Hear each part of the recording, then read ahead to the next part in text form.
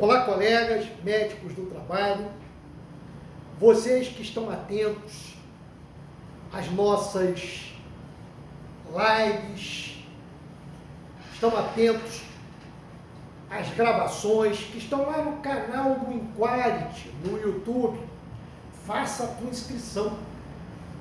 Gostaria que esta questão fosse vista com bastante carinho, bastante atenção, porque ela vai entrar no relatório analítico do PCMSO. Faço uma observação. Eu tenho recebido diversos pedidos, diversas solicitações de colegas para que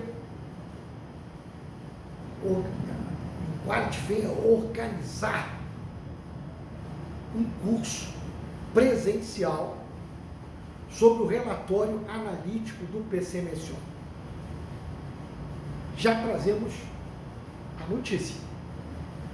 Vamos organizar um evento em junho, que provavelmente vai acontecer no Nordeste, Salvador, por exemplo, ou podemos fazer em Natal, podemos fazer em Aracaju, onde estivemos recentemente, ou podemos fazer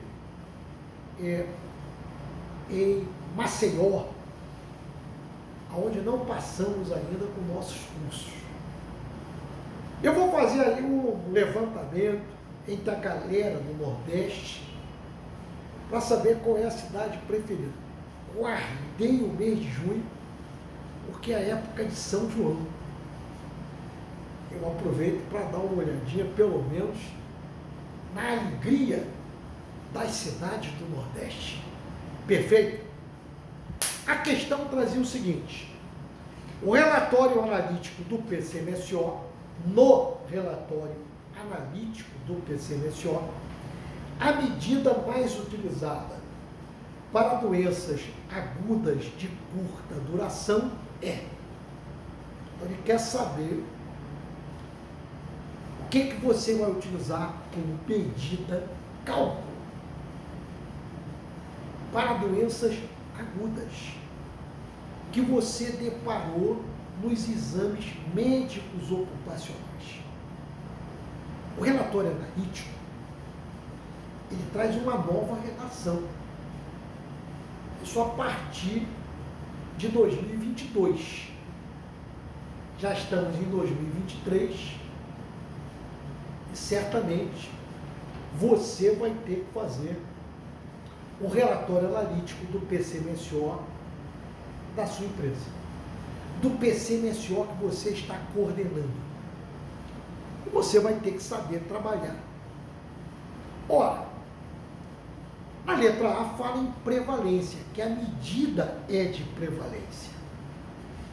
A medida de prevalência, ela calcula o número de casos existentes em um determinado tempo, porém mede o número total de casos episódicos, novos e antigos. Então, prevalência trata de doença crônica, não vai tratar de doença aguda. Prevalência você utilizaria numa relação número de casos, por exemplo, de silicose, novos e antigos. Silicose é doença crônica. Dividido pelo número de trabalhadores expostos à sílica, multiplicado por base 10. E aí você, nesta razão, calcula, mede a prevalência de silicose naquele relatório analítico, 12 meses. Repito, quando você trata de doença crônica, você utiliza a medida de prevalência. É a razão em número de casos novos e antigos, por exemplo, de silicose, que é uma doença crônica, dividido pelo número de trabalhadores aonde o desfecho de silicose pode acontecer. Isto é, número de trabalhadores expostos à poeira de sílica. Multiplicar por base 10, multiplicar por 1000. Não é a resposta. A letra A está excluída.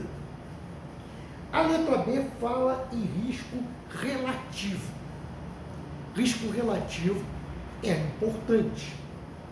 É a razão entre o risco da doença nos expostos, que aí não é só doença crônica. Pode ser aplicado para a doença crônica e para a doença aguda. Número,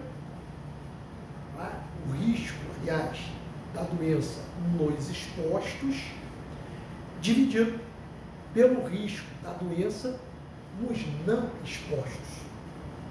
Risco relativo é sempre uma razão, é sempre uma divisão. Risco da doença nos expostos, risco dividido, razão, pelo número, pelo risco da doença nos não expostos. Perfeito? Eu não falei em número, fiz a correção. Você anotou, isso é um bom trabalho que você está fazendo para um resumo estratégico, principalmente você que pretende fazer a prova da NET. Ou você que vai trabalhar com o relatório analítico do PCMSO. A letra C fala de cálculo, medida de incidência. Ora, a questão perguntava no relatório analítico do PCMSO qual era a medida mais utilizada para doenças agudas. Resposta: incidência. A incidência você deve calcular no relatório analítico do PCMSO por esta razão multiplicada por base 10. Número de casos novos, incidência, casos novos, número de casos novos de determinado evento, e aí é a doença que você está tratando. Repito, número de casos novos de determinado evento dividido pelo número total de eventos no período. Isso multiplicar por base 10, multiplicar por 1000. Então você calcula a incidência através do número de casos novos de um determinado evento, dividido pelo número total de eventos no período. Perfeito? Esta é a resposta da questão, não é? Para a medida utilizada para doenças agudas, doenças de curta duração. É assim a incidência, portanto. Número de casos novos constatados em um determinado período de tempo em uma população que você está estudando, que pode ser empresa, população de trabalhadores. A incidência é uma taxa. Então você pode chamar de taxa de incidência. Número de casos novos de um determinado evento dividido pelo número de eventos no período, multiplicar por 1000. A letra D, que está incorreta, fala em risco atribuível. O risco atribuível, a letra B, aliás, eu pulei, fala em risco relativo. A resposta está errada. Nada tem a ver com doença de curta duração. O risco relativo é uma razão entre risco da doença nos expostos dividido pelo risco da doença nos não expostos. Perfeito? Esse é o risco relativo que está na letra B, que não é a resposta correta, já que eu coloquei como resposta correta a letra C, e já expliquei o que é a incidência.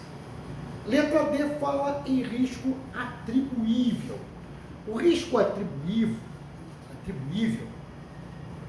é o risco da incidência da doença nos expostos menos, aí é de subtração, menos o risco da doença nos não expostos. O relativo é razão, o atribuível é subtração. Perfeito? Muito bem. E por último, a letra E também não é correta, fala em coorte. O estudo de coorte nós vamos fazer uma questão mais à frente. São estudos que enfatizam o segmento no tempo de um grupo de pessoas, de trabalhadores, que apresentam as mesmas características. Por exemplo, você vai estudar, seguindo no tempo, trabalhadores expostos a ruído com perda auditiva. Esse estudo é um estudo de coorte. Eu fiz um resumo rápido. Nós teremos uma live. Eu vou aí marcar a data, agendar, e você vai tomar conhecimento de uma live só sobre epidemiologia. E repito, em junho teremos um evento sobre gestão do PCMSO, gestão do PGR e o relatório analítico do PCMSO. Perfeito? Faço um convite para que você entre no nosso canal no YouTube, canal do Inquad.